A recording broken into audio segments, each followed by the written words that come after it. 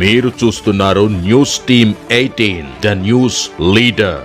తెలంగాణలో హ్యాట్రిక్ విజయంపై కన్నేసిన కేసీఆర్ కొత్త స్కీమ్లు ప్రకటిస్తున్నారు. తాజా బడ్జెట్లోని పలు కొత్త పథకాలను తీసుకువస్తారని భావించారు.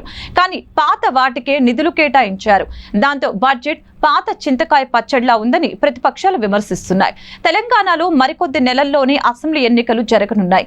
బడ్జెట్ సమావేశాలు ముగిసిన తర్వాత కేసీఆర్ ఎన్నికల హడావుడి మొదలు పెడతారని అందరూ అనుకుంటున్నారు. ఈ నేపథ్యంలో మరోసారి అధికారంలోకి రావటానికి బీఆర్ఎస్ అధినేత సరిగ్గా టైం చూసుకొని కొత్త స్కీమ్ ప్రవేశపెడతారన్న అభిప్రాయం వ్యక్తం. ప్రజలను ఆకట్టుకునేలా కొత్త పథకాన్ని తీసుకువస్తారని చర్చ నడుస్తోంది. కొండపోచమ్మ రిజర్వాయర్ ప్రారంభోత్సవం సందర్భంగా కేసీఆర్ ఓ సంచలన ప్రకటన చేశారు. త్వరలో రైతుల కోసం దేశం ఆశ్చర్యపోయే సరికొత్త పథకాన్ని తీసుకువస్తానని, వారంలో రోజుల్లోనే రైతులు తీపి కబురు వింటారని తెలియజేశారు. కానీ నెలలు దాటినా ఆ పథకం గురించి బయట పెట్టలేదు.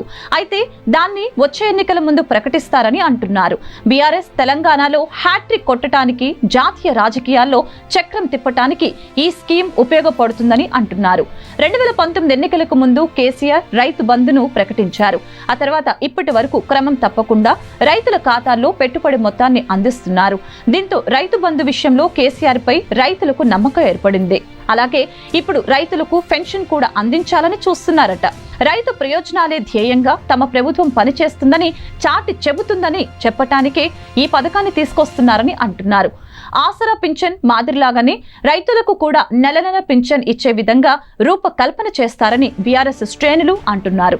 ఈ పథకం తెలంగాణలో హ్యాట్రిక్ కొట్టడానికే కాకుండా జాతీయ రాజకీయాల్లో ప్రభావం చూపుతుందని బీఆర్ఎస్ వర్గాల్లో చర్చ సాగుతోంది. ఇప్పటికే ఢిల్లీలో బీఆర్ఎస్ కార్యాలయం ఏర్పాటు సందర్భంగా అబ్ కి బార్ కిసాన్ సర్కార్ అనే నినాదం ఇచ్చారు. దీంతో తాము రైతుల కోసమే పనిచేస్తామని స్పష్టం చేశారు. ఈ స్కీమ్ తో తెలంగాణలో సక్సెస్ అయితే దేశవ్యాప్తంగా ఇదే నినాదంతో వచ్చే ఎన్నికల్లోకి వెళ్లాలన్నది గులాబీ బాస్ ఆలోచన అని అంటున్నారు. అయితే రైతు బంధు, రైతు బీమాలు సక్సెస్ అయినా రైతులకు ఉచితంగా ఎరువులు, విత్తనాలు కూడా సరఫరా చేస్తామని గతంలోనే హామీ ఇచ్చారు. కానీ ఆ హామీని ఇంతవరకు అమలు చేయలేదు. రైతులకు ఉచితంగా వీటిని సరఫరా చేస్తే పెద్దగా భారం పడే అవకాశం లేదు. అయితే ఈ విషయాన్ని కేసీఆర్ పట్టించుకోలేదు. ఇప్పుడు రైతులకు పెన్షన్ ప్రకటించడం ద్వారా రైతుల ఓట్లు రాబట్టుకోవాలని చూస్తున్నారని అంటున్నారు. మరి బీఆర్ఎస్ అధినేత వ్యూహం వచ్చే ఎన్నికల్లో ఎంత వరకు వర్కౌట్ అవుతుందో చూడాలి.